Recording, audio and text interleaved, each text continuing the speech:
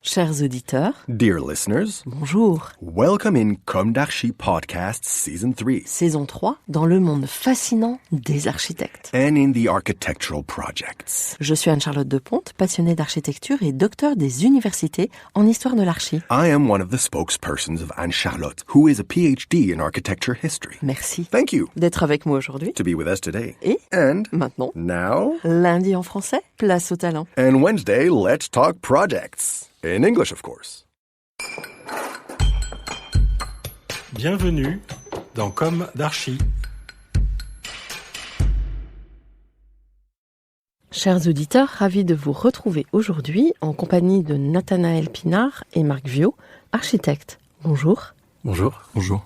Bienvenue dans Comme d'Archi, vous êtes architecte et mentionné Europan 16 sur un site à Limoges avec le projet The Cure, Anatomy and Regeneration of a Critical Metabolism. C'est ça ? C'est ça. Tout un programme. Et donc vous êtes mentionné avec Victor Dussap et Félix Roudier-Canler, c'est ça ? C'est ça. Qui n'ont pas pu être là aujourd'hui, mais je crois que vous formez une équipe assez soudée. Vous allez nous raconter ça. Bon, on va commencer par le début. Quels sont vos parcours respectifs ? Quelle a été votre jeunesse ? Où s'est ancré vos envies d'architecture ? Quelles ont été vos études ?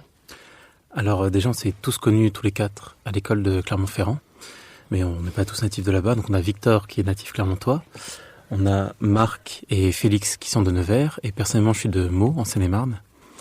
Donc pour ma part, c'est vrai que ma vie natale, en fait, c'est une ville où il y avait des grands ensembles, donc deux. Elle a fait l'objet d'une intervention de l'ANRU, qui était assez costaud. Ils ont détruit en fait les deux grands ensembles, ils ont tout rasé. Donc quand ils rasent toute l'historique du quartier, c'est quelque chose d'assez marquant.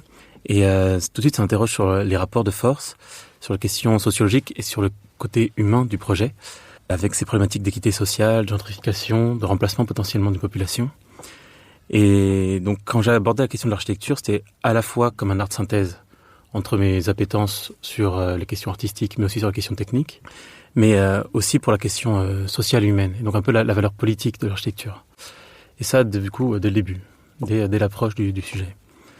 Dans le domaine de la construction, c'est vrai que la valeur politique du projet, c'est essentiel finalement, même si on n'en parle pas toujours, et il ne faut pas que ce soit mis de côté par les concepteurs de la ville. Et donc tout mon rapport un peu avec l'architecture est pris par ce prisme-là.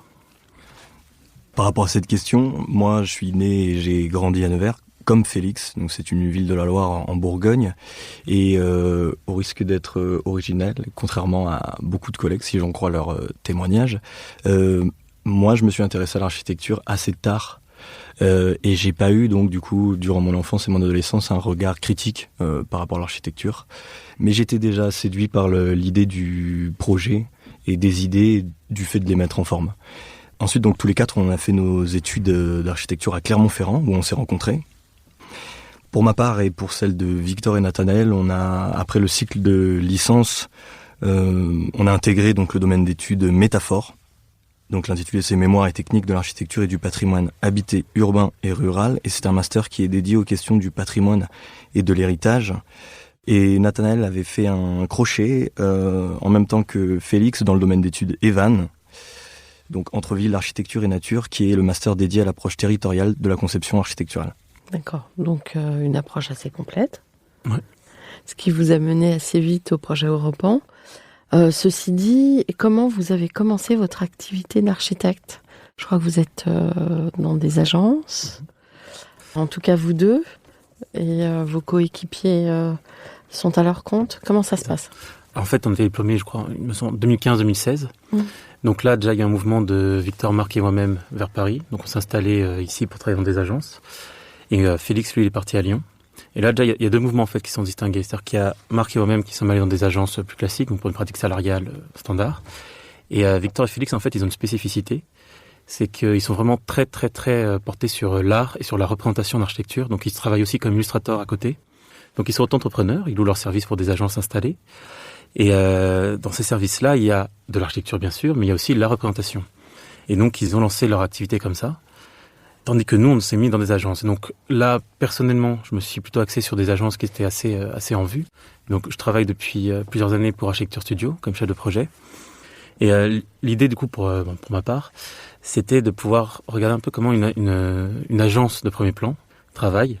Donc évidemment, il y a le fait d'acquérir des compétences de travail pures, genre les processus, les genèses de projet, Très etc. important chez Architecture Studio. Oui, Je crois oui, que la méthode AS, voilà, la méthode AS Voilà, avec voilà. les feutres. Exactement, les tempos et tout ça. Voilà.